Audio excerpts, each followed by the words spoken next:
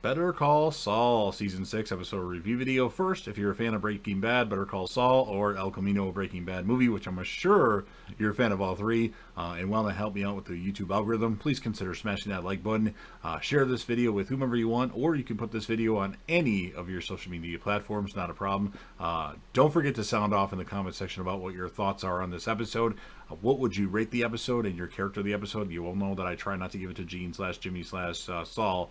And it's very important to leave your predictions for the series finale of Better Call Saul. I'm going to be doing my series finale predictions video probably Wednesday or Thursday, and I want to know all your predictions, and I will touch upon those predictions in my predictions video. And last but certainly not least, don't forget to hit that sub button. You're watching the video anyway. Subscribe to the channel, join the team, and show your support and be a part of something special. This will be Better Call Saul, Season 6, Episode 12. The title of this episode is called Waterworks. And this will be my review, reaction, recap after just finishing watching the episode. Saul is bouncing his ball off the picture of the Constitution in his office. And then Francesca calls and says they're waiting for him and that they can hear him bouncing the ball. And then we see Saul look at the divorce papers from Kim. And then Saul calls Francesca back and says, "What are you waiting for? Send her in." Then we see future Kim cutting potatoes. She now has dark hair. And I'm thinking that Kim's boyfriend is kind of a moron just based off of things that we saw from him in this episode. And they were having sex and he was saying weird things. I don't know. Maybe I'm reading it wrong, but he seems kind of like a douchebag. Kim goes to work at Palm Coast Sprinkler. She signs a birthday card for somebody. She's having lunch with her coworkers, kind of listening to them talk. And then Kim's coworker gets a call for her, and it's from a Victor St. Clair. And it's actually Jimmy/Gene/Saul. And Jimmy, when he gets on the line, or whatever you want to call him, says he wanted Kim to know that he's alive. And Kim says, "You shouldn't be calling me and that you should turn yourself in." And then he says to Kim, "You should turn yourself in since you have such a guilty conscience." And then Kim says, "I'm glad you're alive," and hangs up on Jimmy/Gene/Saul. And that's what causes him to throw a fit in the previous episode. And then they're singing happy birthday to Tammy, one of her coworkers. And then we see Kim take a bus and she goes back to Albuquerque and goes to the courthouse, as she's in Florida, of course. Brings back memories for her. And then I'm not 100% sure what happened, but she goes to Cheryl, Howard's ex, and she gives Cheryl a document to read. And in that document, it confesses what happened to Howard and everything that happened with Lalo, with them setting Howard up to make him look like a drug addict and all that. Now, I think she might have went to the authorities already. I'm pretty sure she did. Not 100% sure, but things are going to get crazy in this finale if that's the case. And then Cheryl asks, why was she, like, confirms, was Howard murdered? And asks why. And Kim says, well, he was at the wrong place at the wrong time, which is completely true. I don't think in their wildest dreams they wanted Howard Hamlin to die. That's for sure.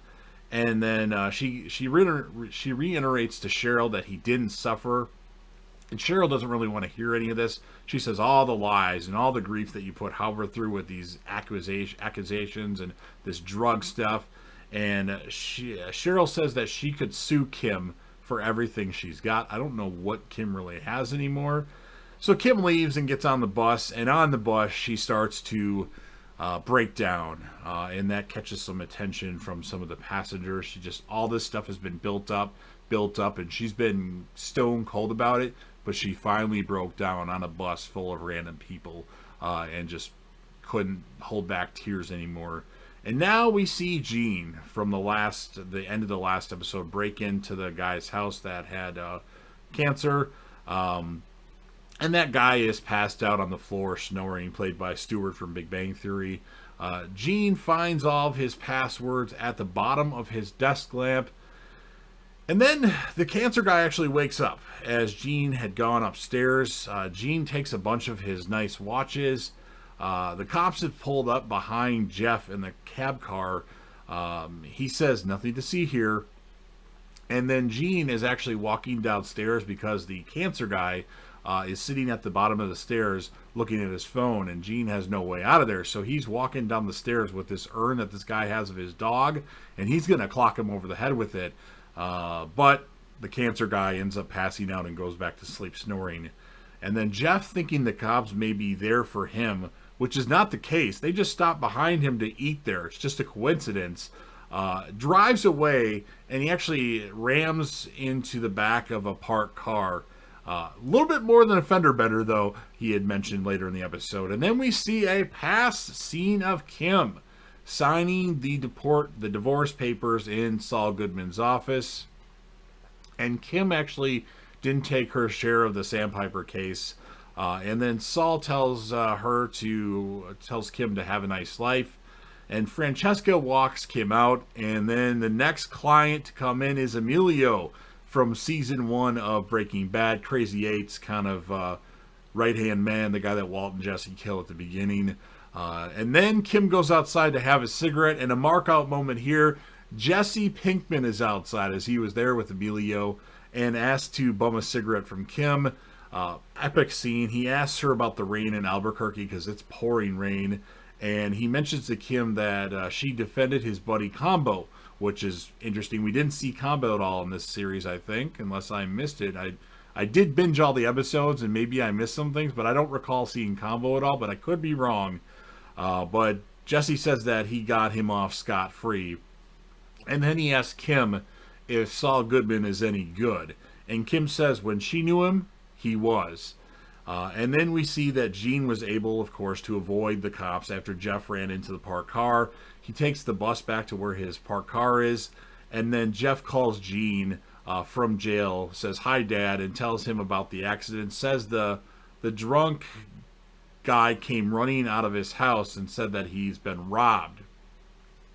Gene says he has nothing to worry about, and he's going to get the best legal defense. So Gene calls Marion, his mom, played by Carol Burnett, and tells her about Jeff. She says that Jeff will be the death of her, and Marion wonders why Jeff called Gene instead of her. So Gene is going to pick Marion up in about an hour, and then when Gene gets there, he sees that Marion was actually she was listening to the computer, and he had to actually open the door and be like, "Hey, I'm here." And it startles her, and then she's kind of like, well, I don't know if I should go. And Gene's like, wait a minute, something's up here. And he looks at what's on the computer, and she's watching commercials of Saul Goodman. Oh boy. She says she Googled con artist in Albuquerque, New Mexico, and he's the one that came up. And then Saul's like, okay, we need to go get this. And she's like, I'm going to call the police. And Saul rips the phone cord away from her. And then there's this tense scene where she's like holding her life alert thing, and Gene is coming towards her like, don't do it, don't do it, don't do it. And then she presses it, and then you hear, "This is life alert, Marion, are you okay?" or whatever. And then she says there's a criminal in her house, and his name is Saul Goodman. And Gene leaves, and that's the end of the episode. So that's a crazy end of the episode. I didn't see that coming, but this was entertaining. I don't like all the black and white future stuff. It's kind of annoying, but I get it. They're trying to distinguish what's past and what's present. But I guess, if they would have done past stuff as black and white, almost the whole show would have been black and white until the end. So I guess that makes sense. As far as my score of the episode, I'm going to give it an 8.5 out of 10 because I think some of this stuff could have been covered in a different episode. But it was pretty good, solid, certainly at the end.